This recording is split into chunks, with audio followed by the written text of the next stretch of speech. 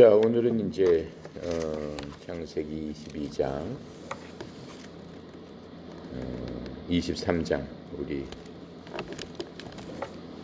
공부를 해보도록 하겠습니다. 창세기 22장 1절 다 같이 읽도록 하겠습니다.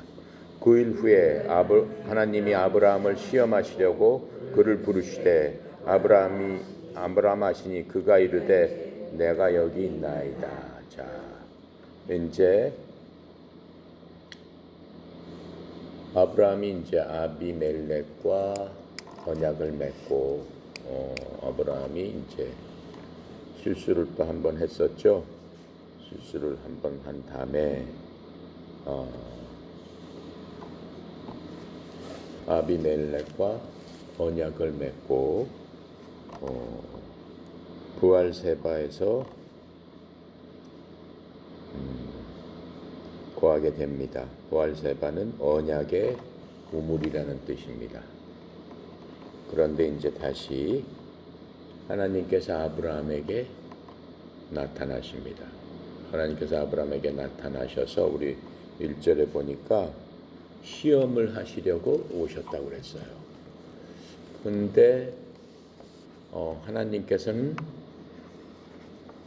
시험을 받으시지도 않으시는 분이고 또 시험을 하시지도 않는다. 우리가 그렇게 알고 있습니다. 그렇죠. 그런데 이제 시험을 하시려고 이렇게 오셨다라고 하는 그 말이 어떻게 보면은 그 앞뒤가 맞지 않는가라는 얘기를 그 생각을 할 수 있습니다. 그런데 성경을 갖다가 전반적으로 자세히 이제 훑어보게 되면은 그 시험에 대해서 우리가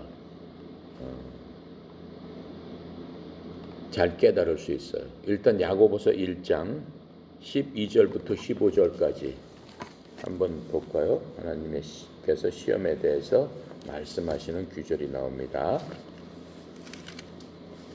야고보서 1장 12절부터 15절까지 우리 다 같이 한번 읽어볼게요. 시험을 참는 자는 복이 있나니 이는 시련을 견디어낸 자가 주께서 자기를 사랑하는 자들에게 약속하신 생명의 면류관을 얻을 것이기 때문이라. 사람이 시험을 받을 때 내가 하나님께 시험을 받는다 하지 말지니 하나님은 악에게 시험을 받지도 아니하시고 친히 아무도 시험하지 아니하시느니라. 오직 각 사람이 시험을 받는 것은 자기 욕심에 끌려 미혹됨이니 욕심이 잉태한즉 죄를 낳고 죄가 장성한즉 사망을 낳느니라. 이렇게 말씀하시면서 시험에 대해서 하나님께서는 분명하게 말씀하고 계시죠. 악에게 시험을 받지도 않으시고 친히 아무도 시험하지 않으신다라고 말씀하셨는데 지금 뭐라고 말씀하고 계세요? 예, 아브라함을 시험하시려고 이렇게 오셨다 말씀하고 계세요. 그러니까는 이 구절에 대해서 우리가 한번 생각을 해봐야 되는 겁니다. 야고보서에 보니까 하나님께서는 악으로 시험을 받지 않으시고 또 그렇게 시험하지 않으신다. 악으로 시험을 받지 않는다는 얘기는 악한 어떤 괴계에 대해서 절대 하나님은 시험을 받으시지도 않는 분이고 악으로 시험을 하시지도 않는다, 그런 의미예요. 그러니까는 이 사탄은 우리를 시험하는데 사탄이 시험하는 목적은 악으로 시험하는 거예요. 즉 거짓말하고 죽이고 빼앗고 하기 위해서 우리를 시험한다라고 하는 거예요. 근데 그 시험하는 도구가 우리의 소욕을 통해서 우리의 욕심을 통해서 악이 우리를 시험한다 이렇게 말씀을 하고 계세요. 근데 하나님께서는 아브라함한테 지금 시험한다라고 하는 게 아브라함의 그 악한 마음을 건드려서 아브라함을 지금 시험하고 있다? 또 우리 성경에 보면 하나님의 사람 중에서 시험을 당한 사람이 있어요. 그 누구죠? 욥이에요. 하나님은 동방의 의인인 욥이라고 그랬어요. 그 욥도 그 보통 시험을 당한다고 그러죠. 시험을 당해가지고 온 가족을 잃고 온 재산을 잃고 말도 못한 그 어떤 그 시험을 갖다가 당하는 것들을 욥기를 통해서 우리한테 자세하게 말씀을 하고 계세요. 그러면 하나님께서 아브라함을 이렇게 시험하고 욥도 그러면 그렇게 시험했는데 그건 어떻게 되는 걸까요? 우리가 그런 의문을 가질 수 있죠. 근데 하나님은 마귀 사탄이가 하나님께서 사랑하시는 가장 사랑하시는 것들을 방해하고 회방하고 하나님의 일을 방해하는 게 마귀 사탄의 목적입니다. 근데 그 마귀 사탄이가 우리 사람들을 시험을 해서 우리 욕심을 건드려서 스스로 멸망하게끔 하는 그러한 것들을 소위 시험이라고 하는데 하나님께서 아브라함을 지금 그렇게 하고 계시느냐라고 하는 거예요. 욥을 그렇게 했느냐라고 하는 거예요. 그렇죠? 그런데 이렇게 보면은 이 하나님께서는 무슨 일을 갖다가 하나님의 가장 가까운 사람들을 하나님께서 좋은 것들로 나타내기 위해서 하시는 일을 시험이라고 지금 이렇게 써놓은 거예요. 그러니까는 인간이 근본적으로 욕심으로 인해서 만들어지는 결국은 그것이 사망으로 이루는 그런 시험하고 하나님께서 지금 말씀하시는 거하고는 틀린 거예요. 욥이 뭐라고 그랬어요? 나중에 하나님의 모든 것들을 깨닫고 그러니까는 욥에 있던 친구들이 네가 무슨 잘못이 있고 뭐가 있기 때문에 너를 하나님께서 이렇게 징계를 해서 네 가족, 네 재산, 네 몸 자체도 종기가 나가지고 잿더미 속에서 도자기를 깨서 그걸로 긁어야 될 정도로 심한 병에 걸려가지고 하나님 앞에 저주를 받았으니까 욥의 부인은 뭐라고 그래? 차라리 하나님을 욕하고 죽어라 이렇게 얘기하잖아요. 그러니까는 그 정도 상황까지 왔는데도 욥이 어떻게 하나님한테 자기의 억울함을 호소하고 아우성치고 난리를 쳤지만 그 모든 것들이 자기 스스로도 잘못된 것임을 알고 깨닫고 하나님 앞에 나가면서 뭐라고 그래? 이 환난 가운데서 나를 정금같이 단련하신 후에 그렇죠? 정금을 단련하신 후에 나를 단련하신 후에는 내가 정금같이 나와서 쓰임을 받으리라 받겠습니다 라고 해서 신앙의 고백으로 그 시험에 대한 결과를 얘기하고 있는 거예요. 하나님께서 쓰시고자 하는 사람들을 단련을 시키는 것이 그 시험이 아니라고 하는 거예요. 하나님은 선한 방향으로 하나님의 일을 기쁘게 하기 위해서 그 사람을 통해서 그 사람을 정금같이 단련시키는 것이지 그 시험이 아니다라고 하는 거예요. 그러니까 그게 근본적으로 차이가 있는 거예요. 마귀의 시험에 빠지면 결국은 죽음으로 가는 거예요.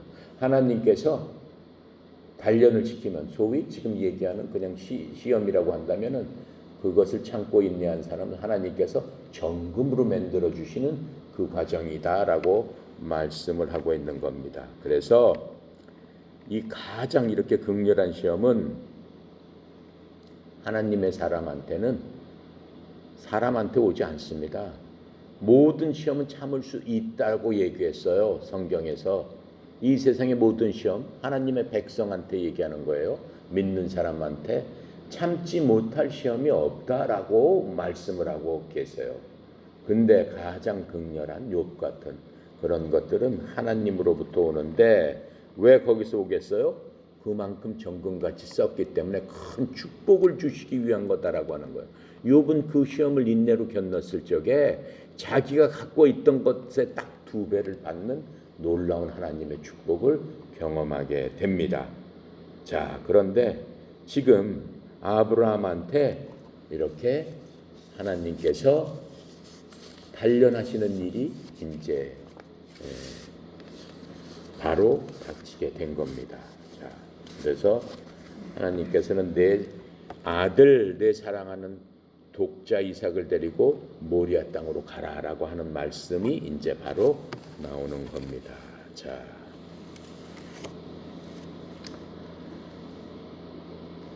2절 볼까요? 여호와께서 이르시되 내 아들 내 사랑하는 독자 이삭을 데리고 모리아 땅으로 가서 내가 내게 일러준 한 산 거기서 그를 번제로 드리라. 자, 이제 모리아 산까지 가라고 말씀을 하시는 거예요. 그러니까는 아브라함이 지금 어디에 있었냐면은 브엘세바에 있었죠. 브엘세바에 있으면서 모리아 산까지 가라라고 얘기를 해요. 모리아 산까지는 브엘세바는 그달 바로 또 밑에 있습니다. 그 팔레스타인 지역에 있었는데 글로 옮겨 갔다가 모리아 산까지 가라라고 말씀하시는데 모리아 산은 지금의 예루살렘에 있는 바로 그 옆에 있는 산이에요. 지금 서울이 있다 그러면 남산처럼 바로 그 정도에 있는 게 그 모리아 지역인데 거기에 지정하는 산으로 가라라고 이제 말씀을 하시는 거예요. 자, 그러면서 내가 일러준 땅으로 가라 이렇게 말씀하셨죠. 그러면서 이삭을 데리고 가라고 말씀하셔요. 자, 3절 같이 해보겠습니다. 아브라함이 아침에 일찍 일어나 나귀의 안장을 지우고 두 종과 그의 아들 이삭을 데리고 번제에 쓸 나무를 쪼개어 가지고 하나님이 자기에게 일러주신 곳으로 가더니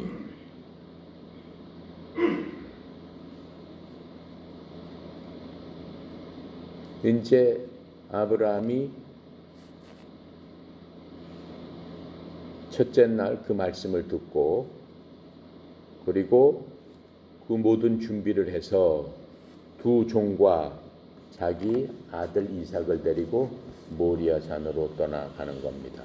지금 이렇게 하나님께서 말씀하셨을 적에 자기 아들 이삭이 이제 거의 청년으로 거의 컸을 때쯤을 말씀하고 계시는 겁니다. 어린 지금 이삭을 얘기하는 게 아니에요. 거의 이제 커서 청년에 가까이 왔을 적에 쯤에서 하나님께서 이렇게 말씀하고 계십니다. 그래서 모리아 산은 예루살렘 바로 그 근처인데 거기에 대해서 역대하 3장 1절이 말씀을 해주고 계세요. 그러니까 모리아 산 영적으로도 굉장히 의미가 있는 거니까 한번 찾아볼게요.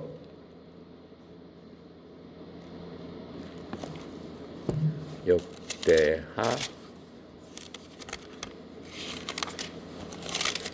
3장 1절 다 같이 읽어볼게요. 솔로몬이 에르살람 모리아 산에 여호와의 전 건축하기를 시작하니 그곳은 전에 여호와께서 그의 아버지 다윗에게 나타나신 곳이요 여부르 사람 오르단의 타작마당에 다윗이 정한 곳이라. 그러니까는 이 모리아 산에 솔로몬의 성전을 건축했다라고 하는 거예요. 그러니까 바로 에르살렘 옆에 있는 거예요. 근데 그 모리아 산에 하나님께서 아브라함을 통해서 거기서 제단을 쌓아라라고 지금 말씀을 하고 계시니까 이 모리아 산이 영적으로 특별한 곳이구나라고 하는 것을 우리가 알 수가 있는 겁니다. 자, 그렇게 하는데 이제 번제를 드려라 그랬죠? 번제는 어디서부터 나오냐면은 번제 의식은 성경에 계속 나오고 있어요. 번제를 드리라 그런 얘기 많이 들었죠? 그 번제는 모세한테 하나님께서 하나님 앞에 제사를 드리는 방법 중에 하나로서 번제, 소제, 거제 이런 여러 가지들이 있어요. 그 중에서 처음 나오는 게 번제인데 번제가 제사 방법 중에서 그만큼 중요하다라고 하는 겁니다. 그래서 레위기 우리 1장을 찾아봅시다. 레위기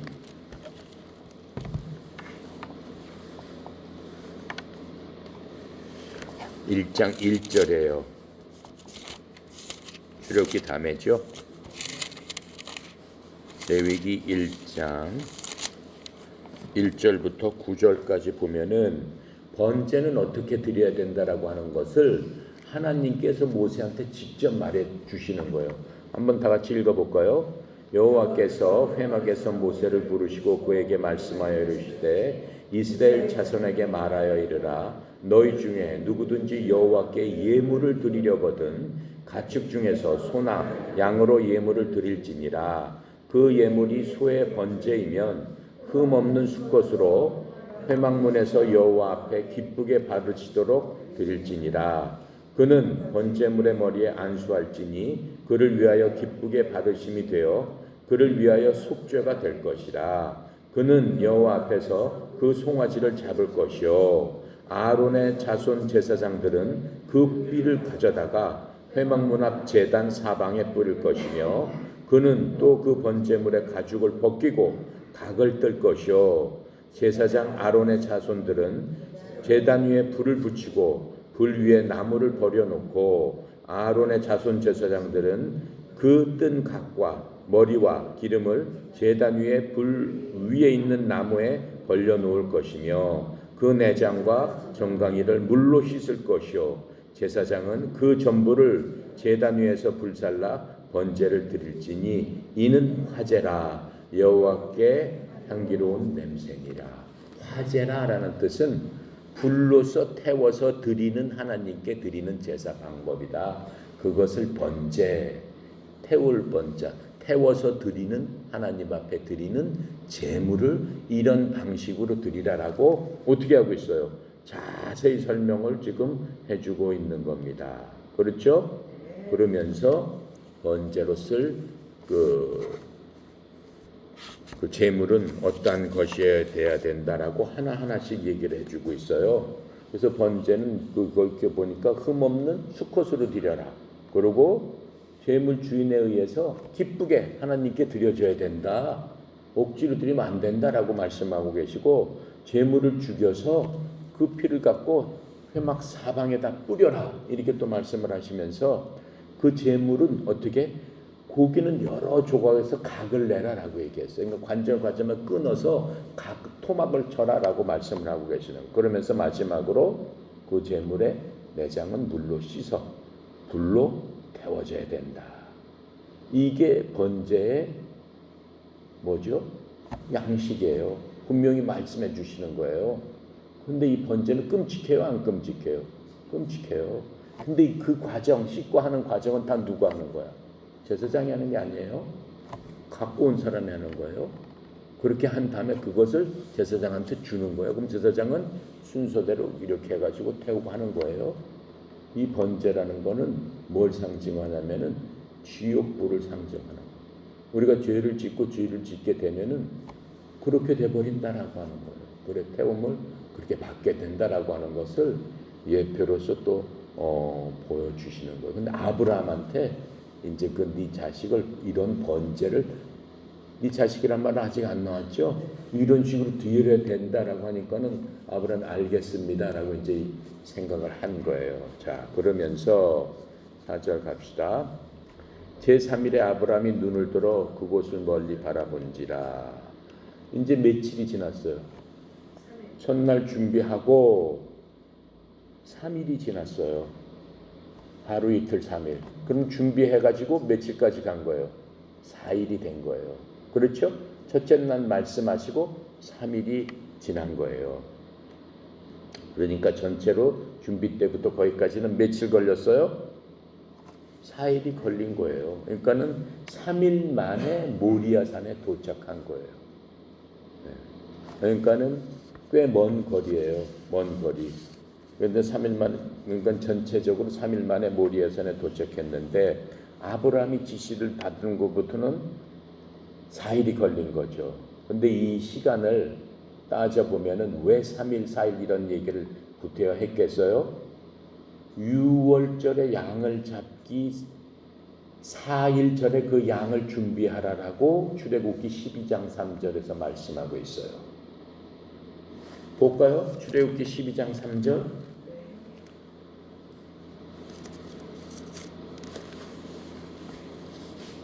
자, 출애굽기 12장 3절 보니까는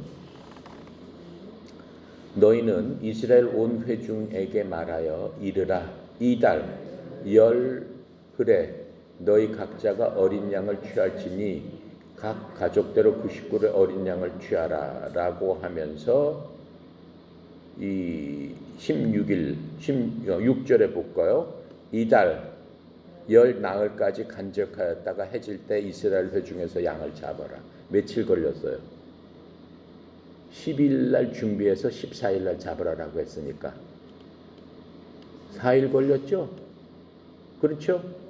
이 3일 달에 다 이달 열흘이라니까는 1월 10일이에요. 그때가 6월절부터 연애 첫 달로 삼어라라고 종교력으로 말씀을 하셨잖아요. 그러니까 이게 1월 10일이에요. 종교력으로 따지면은. 근데 양을 데리고 있다가 1월 14일 날 양을 잡아라라고 한 거예요.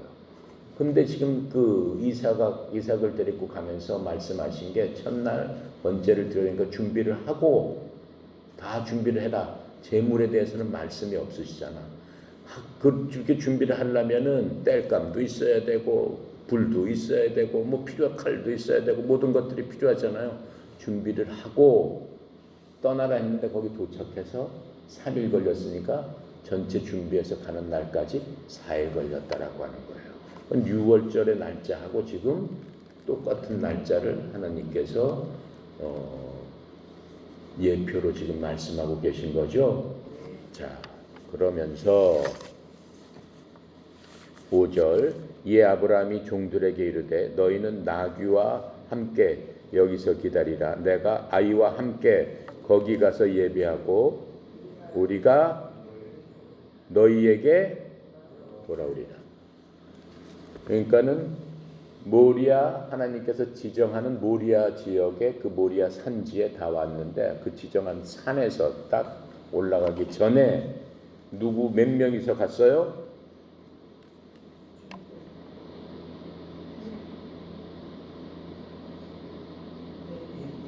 네? 4명이서 간 거죠. 종 둘, 아브라함, 이삭 이렇게 4명이서 갔어요. 4명이서 가면서 기다리라 라고 말씀을 하고 계세요. 이제는 기다리고 있어라 이렇게 말씀을 하고 계세요. 그래서 너희는 나귀와 함께 여기서 기다리라. 내가 아이와 함께 가서 경배하고 언제 돌아온다고 그랬어요? 돌아온다고 그랬어요. 누가 돌아온다고 했어요? 혼자 돌아온다고 했어요? 둘이 돌아온다고 그랬어요? 우리 가니까는 누구하고 누가 돌아온다는 얘기야? 아브라함하고 이삭하고 같이 돌아오겠다 이렇게 말씀을 하고 계시는 거예요. 그렇죠? 네, 분명히 둘이서 돌아온다고 지금 말씀을 하고 계시는 거예요. 자,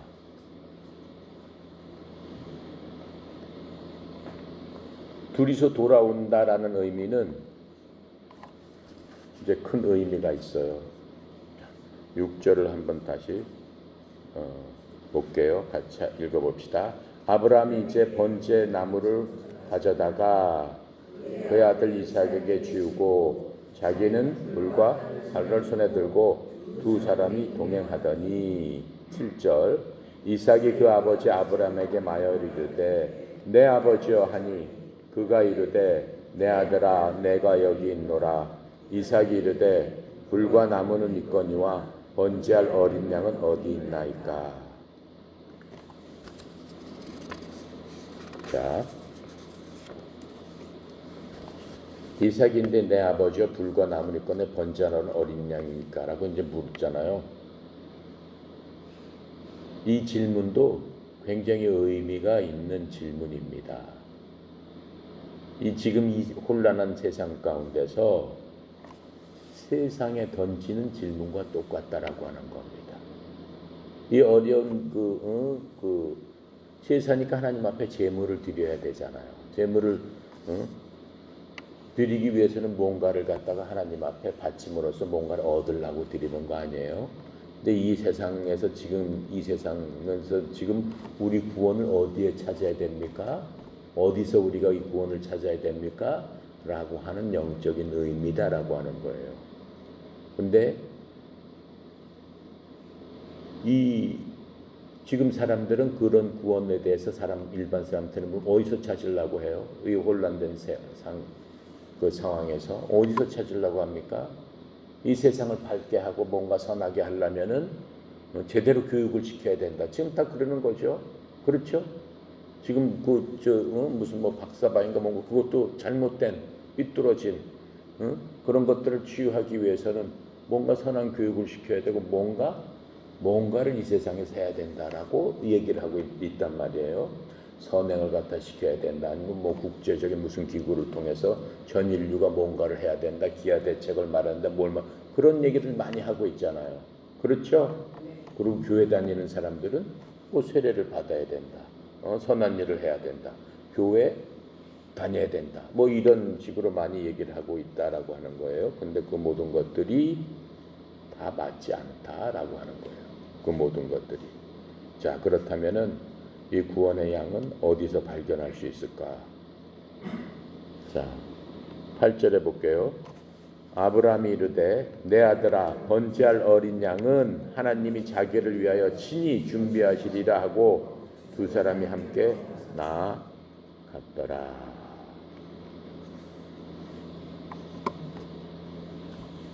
아브라함은 알고 있었어요? 모르고 있었어요? 번제할 양이 알고 있었잖아요. 네 아들을 데려다가 번제물로 드려라라고 바로 2절에서 말씀하셨잖아요. 얼마나 마음이 찢어지겠어요. 어떻게 하던 아들인데. 그렇죠? 하나님이 받은 약속의 아들인데. 그렇죠? 예. 그렇게 데리고 지금 가고 있는데 이제 아들이 또 이렇게 물어보는 거예요. 그랬더니 찢어지는 마음을 갖고 이렇게 얘기한 거야. 아들아 번제할 어린 양은 하나님이 자기를 위해서 친히 준비하시리라. 8절에 그렇게 나와 있죠. 이게 무슨 의미예요? 두 가지 의미가 있어요. 이것들은 성경 전체적인 내용을 완벽하게 요약했다라고 할 수 있어요. 하나님께서 자기 자신을 위해서 양을 준비할 것이다라고 하는 거예요. 양은 나로부터 내가 준비하겠다라고 말 그대로 얘기한 거예요. 그게 첫 번째 의미고, 두 번째 의미는 뭐냐면은 하나님은 양 대신에 자신을 준비할 것이다 라고 말씀을 하고 있는 거예요. 즉 예수님께서 제물로 보낼 것이다 라고 얘기를 하고 있는 거예요.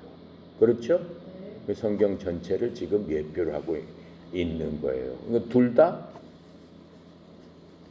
우리가 그 의미를 알 수 있는 겁니다. 그렇죠?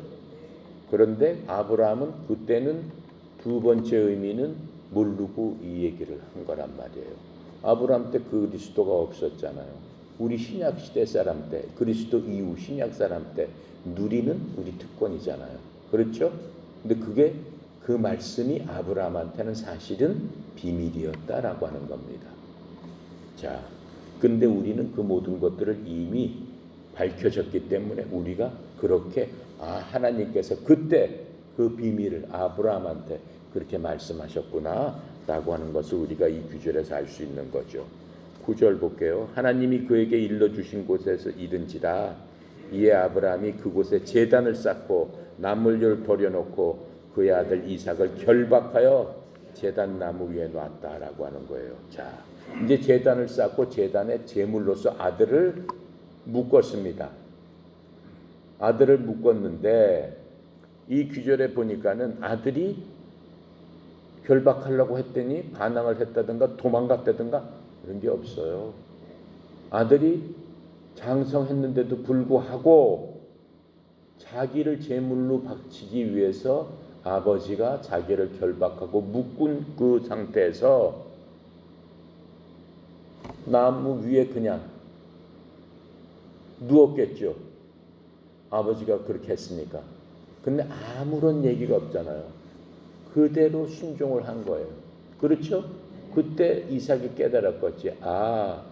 제물 하나님께서 준비했다는 그 제물이 바로 나였구나 라고 깨달았겠죠. 그렇죠? 그래서 이삭의 그 행동은 그냥 하나님의 말씀에도 순종하고, 그렇죠? 아버지 말씀에도 순종하는, 그 순종하는 어린 양의 모습이죠. 그것들을 볼 수 있는 겁니다. 자, 10절 볼게요. 이제 손을 내밀어 칼을 잡고 그 아들을 잡으려 하니 여호와의 사자가 하늘로부터 그를 불러 이르시되 아브라함아 아브라함아 하시는지라. 아브라함이 이르되 내가 여기 있나이다 하매 사자가 이르시되 그 아이에게 네 손을 대지 말라. 그에게 아무 일도 하지 말라. 내가 내 아들 내 독자까지도 내게 아끼지 아니하였으니 내가 이제야 내가 하나님을 경외하는 줄 알았노라. 아브라함이 눈을 들어 살펴본즉 한 순양이 뒤에 있는데 뿔이 수풀에 걸려 있는지라.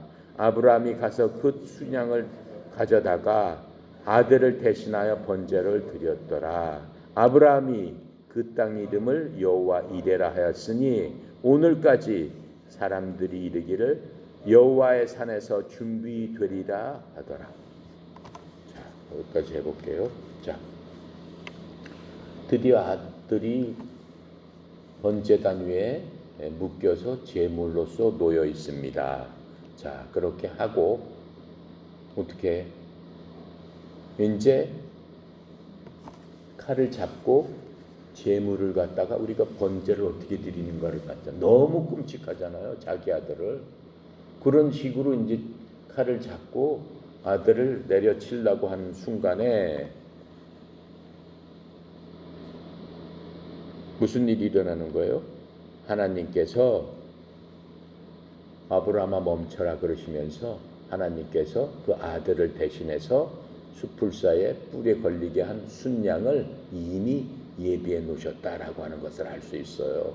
근데 아브라함이 자기 아들을 칼로 내려치면서 무슨 생각을 했을까요? 하나님께서 스톱시킬 거다라고 하면서 쇼로 이렇게 딱 하다 했을까요? 하나님이 아브라함아 스톱 안 했으면 내리치지 말아야지 이렇게 생각하면서 분명히 스톱하실 것이다라고 했을까요? 그랬을까요? 안 그랬을까요? 내리쳐도 죽이시지 않을 거다. 거기에 대해서 11장 19절에 아브라함의 생각을 하나님께서 알려주고 계십니다. 그 순간에 아브라함이 무슨 생각을 했는가? 히브리서 11장 19절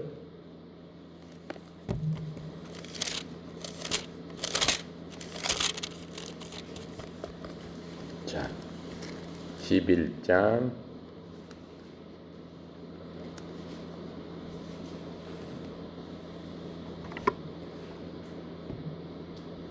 17절부터 읽을게요.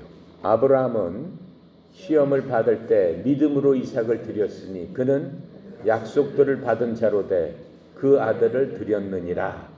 그에게 이미 말씀하시기를 내 자손이라 칭할 자는 이삭으로 말미암으리라 하셨으니 그가 하나님이 능히 이삭을 죽은 자 가운데서 달리 살리실 줄로 생각한지라. 비유컨대 그를 죽은 자 가운데서 도로 받은 것이니라.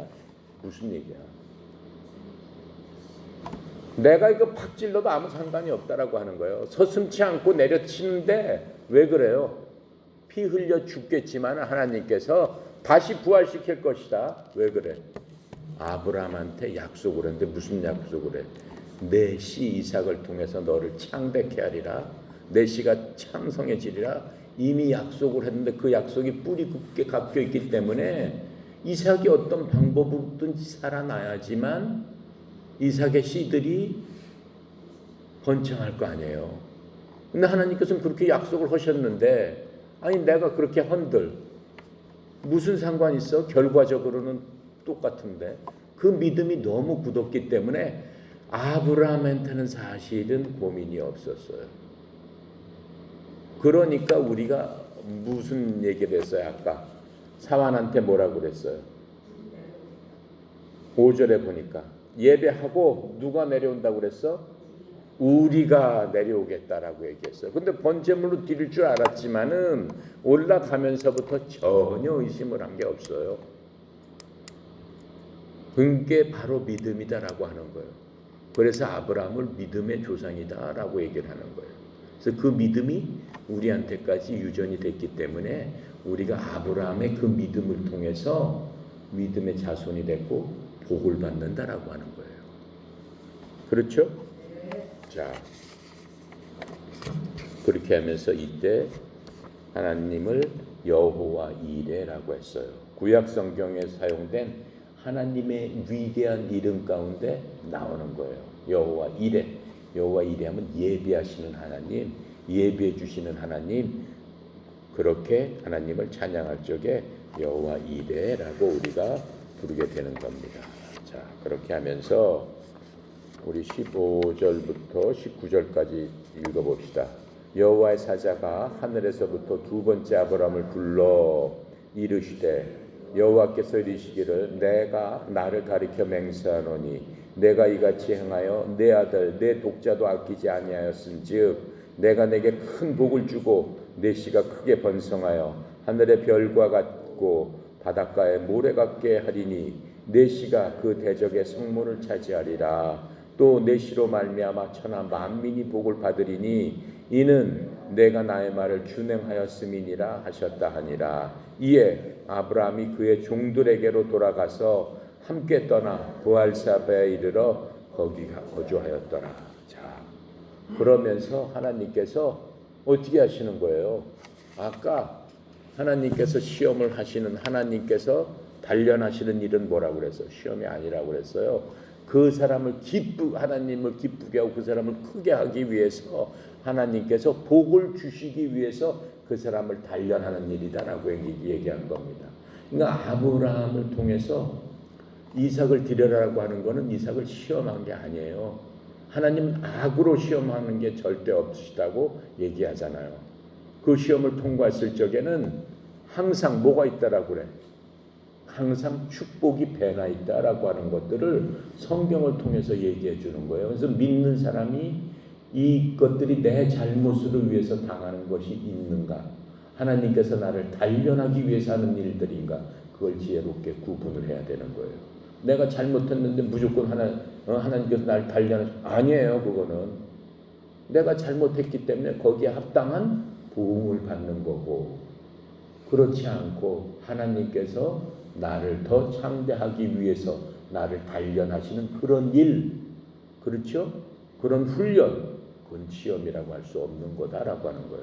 근데 성경은 그것을 그냥 자세히 풀어서 얘기할 수 없고 뭐라고 할 만한 적당한 말이 없으니까 시험 이렇게 말씀을 하고 있는데 그렇지 않다라고 하는 거예요. 그래서 이 모든 것들은 이제 하나님께서 이렇게 보여주시면서 이 하나님의 그런 그 단련이 끝났을 적에 하나님께서 아브라함을 다시 한번 격려를 해주시잖아요. 내가 내 믿음 전사를 통해서 야 믿음 정말 잘 단련을 하고 잘 훈련을 했다 훌륭하다라고 하시면서 다시 한번 축복을 하십니다. 다시 한번 축복을 하시면서 하나님께서 모든 것들 내가 얘기한 그대로 이루리라 라고 하시는 것을 한 번 더 말씀하시는 것을 우리가 볼 수 있습니다. 20절부터 24절까지입니다. 일 후에 어떤 사람이 아브라함에게 알리어 이르기를 밀가가 당신의 형제 나홀에게 자녀를 낳았다 하였더라. 그의 맏아들은 우스요 우스의 형제는 부스와 아람의 아버지 그무엘과 게셋과 하소와 빌다스와 아들랍과 부두엘이라. 이 8사람은 아브라함의 형제 나홀의 아내 밀가의 소생이며 부두엘은 리브가를 낳았고 나홀의 첩 루마라 하는 자도 데바와 가함과 다하스와 미아가를 낳았더라. 왜 생뚱맞게 갑자기 아브라함의 형제 나홀이 나옵니까? 여기서 중요한 인물이 나오기 때문에 그래요. 여기서 보면은 23절에 부두엘은 리브가를 낳았고 라고 하는 부두엘과 리브아 이 사람들이 이제 성경에 다시 중요한 인물이기 때문에 이것을 언급하고 계시는 겁니다. 리브가가 누구예요? 이삭의 아내가 되는 사람이잖아요. 그렇죠? 그러니까 아브라함의 사촌 중에서 그렇죠? 아브라함의 며느리를 이제 데리고 오는 그러한 것들을 이제 예고편으로 보내주고 계시는 겁니다. 자, 여기서 우리가 여러 가지로 많이 생각해 볼 것 중에 있는데, 특별히 이제 우리가 한번 생각해 볼 것은 뭐냐면은, 하나님께서 진실한 신앙은 어떠한 단련을 받게 마련이다라고 하는 겁니다. 하나님께서는 이삭을 갖다가 제물로 원하신 게 아니었습니다. 그걸 알고 있죠? 하나님께서 원하신 거는 아브라함의 마음을 더욱더 어떻게 단련시키는데, 아브라함을 그러한 그릇으로 모은 이 민족의 아버지 정도가 되려면은 하나님 마음과 아주 합해야 되고 하나님의 뜻과 아주 합한 그러한 사람이어야 되기 때문에 그렇게 하신 겁니다. 이삭은 아브라함한테는 엄청난 귀중한 존재였죠. 그래서 하나님은 이삭이 하나님과 아브라함 사이에 있는 귀중한 존재지만은 우상이 아니라는 것을 아브라함으로 하여금 깨닫게 하는 겁니다. 만약에 우리가 어떠한 하나님과 우리 사이에서는 내 자식이나 내 부모나 내 누구보다도 어떻게 돼야 된다는 거야? 하나님이 먼저다라고 하는 거예요. 그래서 마태복음은 뭐라고 말씀하고 계세요? 하나님을 알게 되면은 가족들이 분란은 일어날 것이다 얘기하잖아요. 그렇죠? 시어머니하고 며느리 사이에, 형제지간에, 부모지간에 분란이 일어날 것이다. 내가 갖고 있던 우상을 다 버리고 어떻게 해야 된다는 거야? 하나님의 말씀, 하나님께 먼저 가야 된다. 그걸 아브라함을 통해서 이삭이라는 그 귀한 자식이 결코 우상이 되면 안 된다라고 하는 것을 확실하게 우리한테 교훈으로 보여주고 계신 겁니다. 그래서 아브라함은 하나님을 끝까지 신뢰한다는 것을 하나님께 보여줌으로 말미암아 하나님께서 연단하는 그 과정을 통과하게 된 겁니다. 그래서 아브라함은 하나님의 약속만을 의지한 겁니다. 우리가 히브리서 11장 17절부터 19절까지 읽어봤죠. 바로 그 약속이 마음속에 뿌리 깊게 있기 때문에 그 약속을 통해서 내가 얻은 것들에 대한 우상이 결코 그 뿌리 깊은 뿌리 박은 내 믿음을 흔들지 못한다라고 하나님께서 말씀하시고 아브라함을 통해서 우리한테 그것을 확증을 해주신 겁니다. 그렇죠? 예. 아브라함은 하나님이 거짓말하지 않으실 것을 확실히 알았고 변치 않는 하나님의 말씀을 끝까지 의지한 겁니다. 그래서 하나님은 항상 말씀하실 때 빛 가운데, 영광 가운데 하나님의 무한하신 자원이 하나님 뒤에 있기 때문에 그것을 바탕으로 해서 우리한테 약속하시는 거지, 아무것도 없으면서 그냥 약속하시는 게 아니에요. 하나님의 약속은 어두움 가운데서 이루어진 게 아니다라고 하는 거예요. 사탄 마귀는 어두움 가운데서 우리에게 헛된 희망을 주고 헛된 생각을 품게 하고 헛된 것을 하지만, 하나님을 믿는 사람, 하나님의 자녀한테는 하나님 항상 영광 가운데, 빛 가운데 하나님의 무한하신 자원을 갖고 계시는 분이 우리한테 얘기하시기 때문에 그 부분이 틀리다라고 하는 거예요. 그래서 아브라함은 바로 지체 없이 순종을 한 거예요. 자기한테는 그 모든 것들이 하나님에 대한 뿌리가 더 깊기 때문에 그 뿌리에 의해서 누가 태어난 거예요? 이삭이 태어난 거예요. 그러니까 그 태어난 것들이, 거기서 파생된 것들이 뿌리를 결코 건들지 못한다라고 하는 거예요. 그러니까 우리의 믿음이 그러한 믿음이 되어야 된다라고 지금 오늘의 그 성경 말씀은 그게 사실은 큰 교훈입니다. 자, 그래서 이 모리아산 그 사건은 왜 예루살렘까지 가서 예루살렘에 있는 모리아산에다 제단을 쌓아라 라고 하셨겠습니까? 바로 거기는 그리스도라는 인격을 예표하기 때문에 그러는 거예요. 이삭은 그리스도의 예표예요. 요한복음 1장 29절에 보면은 예수님이 오실 적에 하나님의 어린 양을 봐라 라고 얘기하고 있어요. 요한복음 1장 29절의 말씀입니다. 그래서 아브라함은 여호와의 산에서 볼 것이다 라고 얘기를 했죠. 그게 바로 여호와의 산이라는 겁니다. 즉 그리스도는 성전의 모습을 나타내셨잖아요. 예수님께서 6월절에 성전에 들어가셨다라고 말씀하고 계시잖아요. 그리고 언제 돌아가셨어요?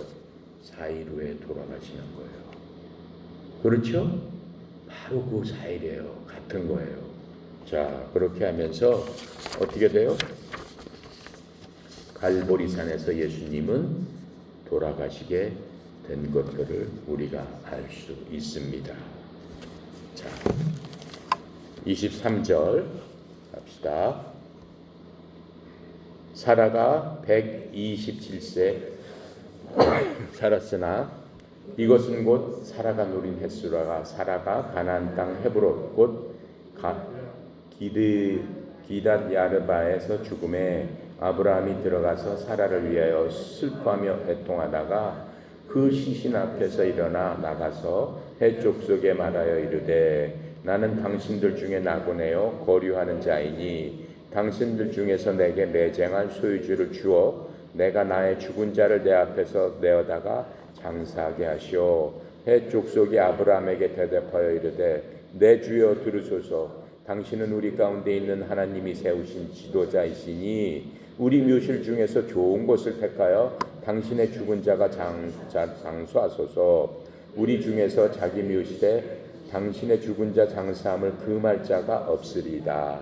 아브라함이 일어나 그 땅 주민 헷 족속을 향하여 몸을 굽히고 그들에게 말하여 이르되 나로 나의 죽은 자를 내 앞에서 내어다가 장사하게 하는 일이 당신들의 뜻일진데 내 말을 듣고 나를 위하여 소알의 아들 에브론에게 구하여 그가 그의 밭머리에 있는 그의 막벨라 굴을 내게 주도록 하되 충분한 대가를 받고 그 굴을 내게 주어 당신들 중에서 매장할 소유주가 되게 하기를 원하노다 하매 에브론이 헷 족속 중에 앉아 있다가 그가 헷 족속 곧 성문에 들어온 모든 자가 듣는 데서 아브라함에게 대답하여 이르되 내 주여 그리 마시고 내 말을 들으소서. 내가 그 밭을 당신에게 드리고 그 속의 굴도 내가 당신에게 드리되 내가 내 동족 앞에서 당신에게 드리오니 당신 죽은 자를 장사하소서.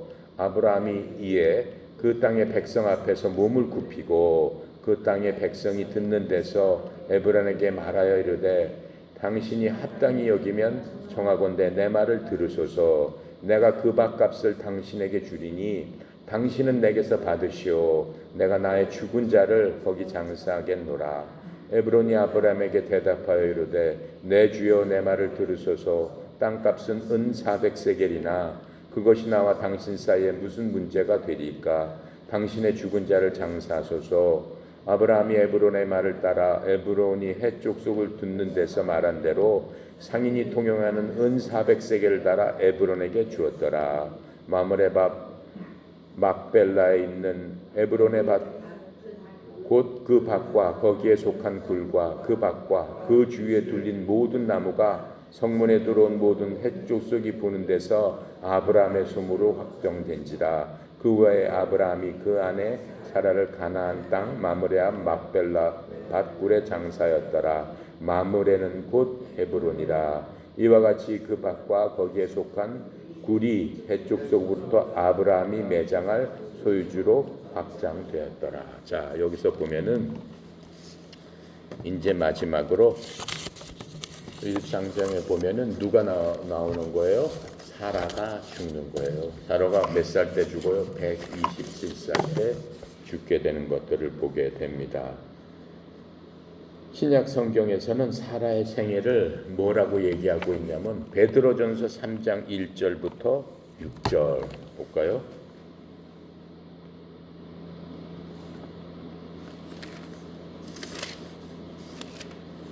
3장 1절부터 6절 사라가 아브라함한테 한 거예요. 자, 1절부터 6절까지 큰 소리로 읽어봅시다. 아내들아, 이와 같이 자기 남편에게 순종하라. 이는 혹 말씀을 순종하지 않는 자라도 말미암아 그 아내의 행실로 말미암아 구원을 얻게 하려 함이니 정결한 행실을 봄이라. 너희의 단정한 머리를 꾸미고 금을 차고 아름다운 옷을 입는 외모로 하지 말고 오직 마음에 숨은 사람을 온유하고 안정한 심령에 썩지 아니할 것으로 하라. 이는 하나님 앞에 값진 것이니라.